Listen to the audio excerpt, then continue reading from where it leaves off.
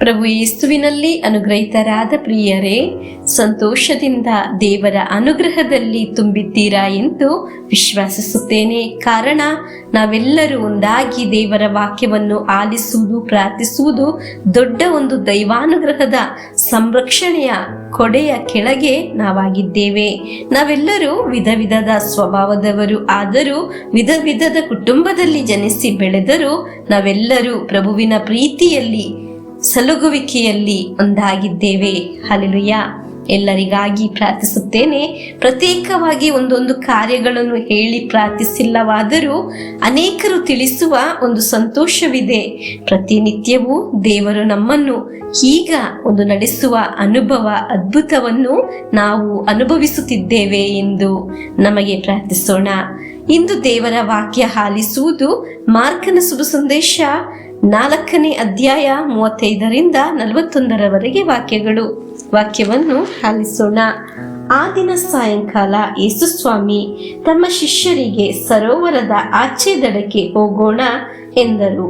ಆಗ ಶಿಷ್ಯರು ಜನರ ಗುಂಪನ್ನು ಬಿಟ್ಟು ದೋಣಿಯಲ್ಲಿ ಕುಳಿತಿದ್ದ ಯೇಸುವನ್ನು ಹಾಗೆಯೇ ತಮ್ಮ ಜೊತೆಯಲ್ಲಿ ಕರೆದುಕೊಂಡು ಹೊರಟರು. ಆ ದೋಣಿಯ ಸಂಗಡ ಬೇರೆ ದೋಣಿಗಳು ಇದ್ದವು. ಸ್ವಲ್ಪ ಮುಂದೆ ಹೋಗುವಷ್ಟರಲ್ಲೇ ದೊಡ್ಡ ಬಿರುಗಾಳಿ ಎದ್ದಿತು. ಅಲೆಗಳು ದೋಣಿಗೆ ಅಪ್ಪಳಿಸತೊಡಗಿದ್ದವು. ದೋಣಿಯೊಳಗೆ ನೀರು ನುಗ್ಗಿ ಅದು ತುಂಬಿ ಹೋಗುವುದರಲ್ಲಿತ್ತು. ಯೇಸುವಾದರೂ ದೋಣಿಯ ಹಿಂಭಾಗದಲ್ಲಿ ದಿಂಬನ್ನು ಒರಗಿ ನಿದ್ದೆ ಮಾಡುತ್ತಿದ್ದರು. ಶಿಷ್ಯರು ಅವರನ್ನು ಎಬ್ಬಿಸಿ, ಗುರುವೇ, ನಾವು ಸಾಯುತ್ತಿದ್ದೇವೆ, ತಮಗೆ ಚಿಂತೆಯೇ ಇಲ್ಲವೇ ಎಂದರು. ಆಗ ಯೇಸು ಎಚ್ಚೆತ್ತು ಬಿರುಗಾಳಿಯನ್ನು ಗದರಿಸಿದರು. ಸರೋವರಕ್ಕೆ ಶಾಂತವಾಗಿರು, ಮೊರೆಯಬೇಡ ಎಂದು ಆಜ್ಞಾಪಿಸಿದರು.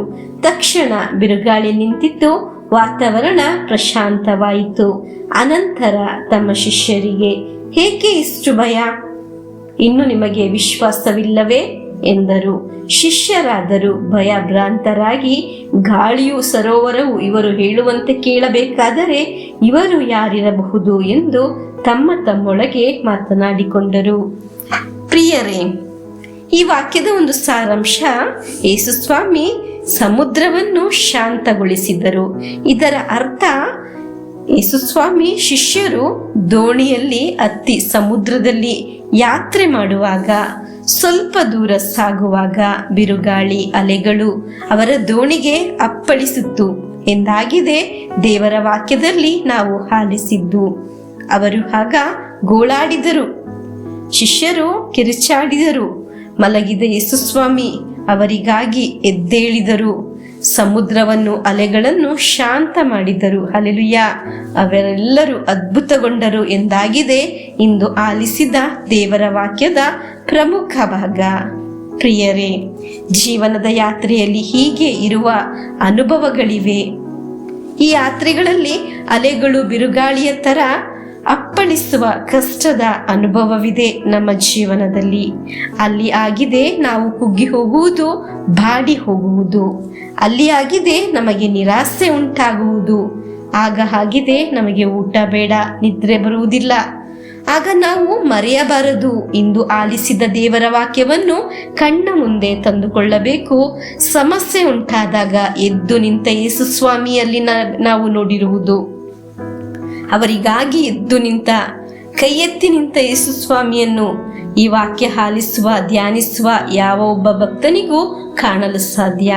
ವಾಕ್ಯ ಓದುವ ಯಾವ ಒಬ್ಬ ವಿಶ್ವಾಸಿಸಲು, ಅನುಭವಿಸಲು ಸಾಧ್ಯ.